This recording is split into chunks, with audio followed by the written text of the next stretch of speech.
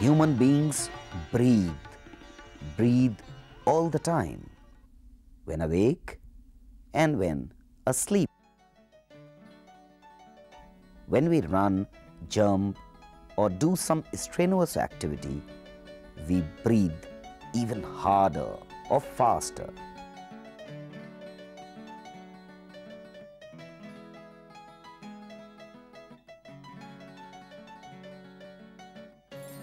Other animals like a dog, a horse, or a buffalo also breathe. But why do we breathe? And what is it that we are breathing? Let's find out.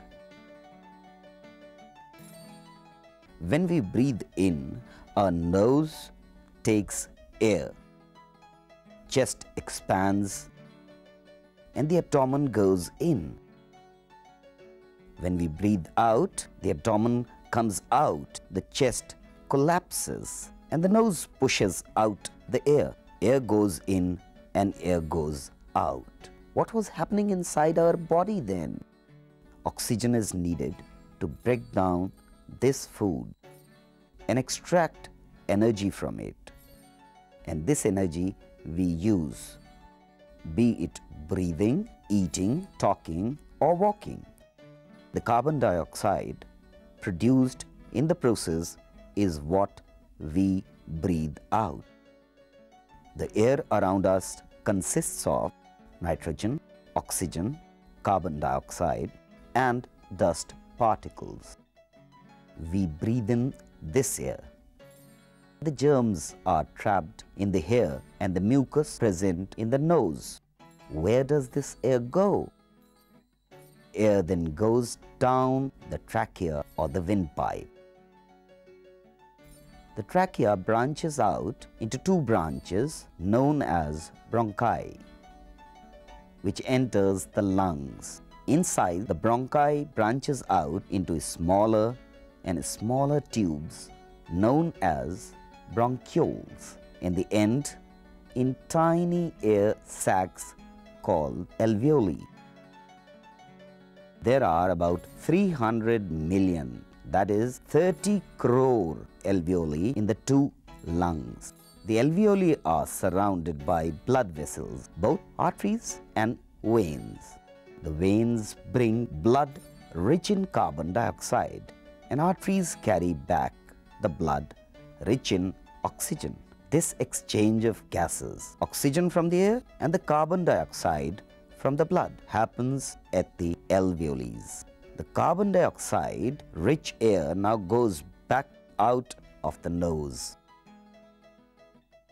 This breathing in and breathing out happens continuously all the time, sometimes faster when we are active and sometimes slower when we are resting. How many times do you breathe in a minute? When this stop clock starts, begin counting.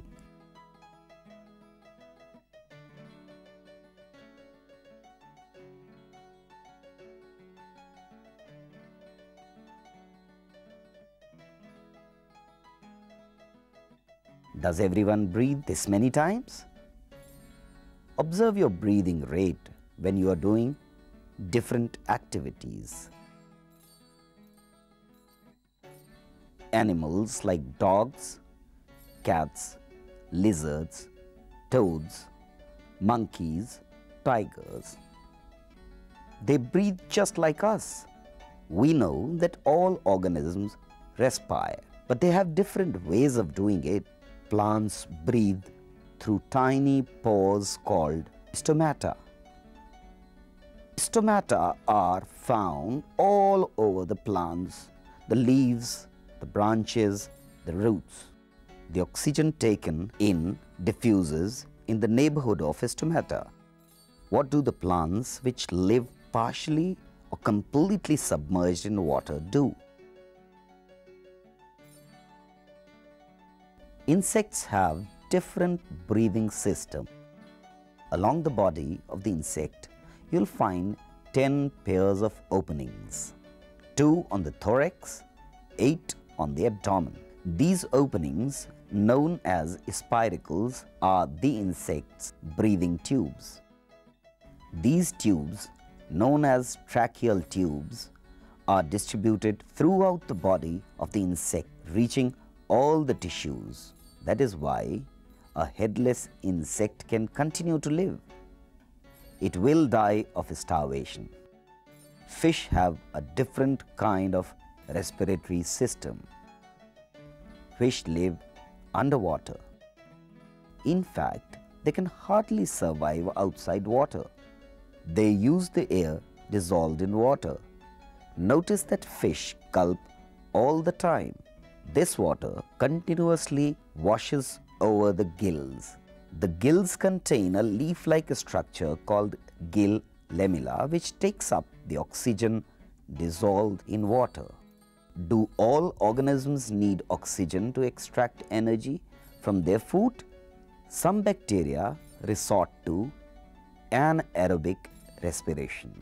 They can extract energy without using oxygen. Let's look at respiration once again. Plants and animals obtain energy from their food. For doing this, they need oxygen, and they obtain oxygen through respiration. Like us human beings, all mammals, birds, and reptiles have a respiratory system, which consists of nose, trachea, and lungs. Rate of breathing depends on the activity we do.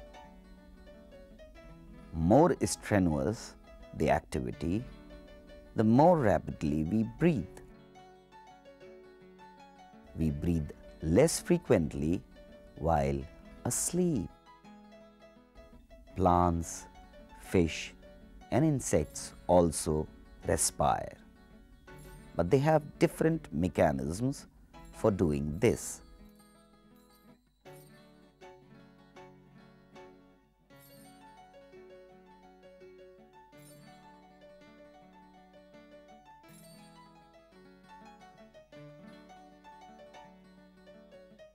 Microorganisms absorb oxygen directly from the air or water.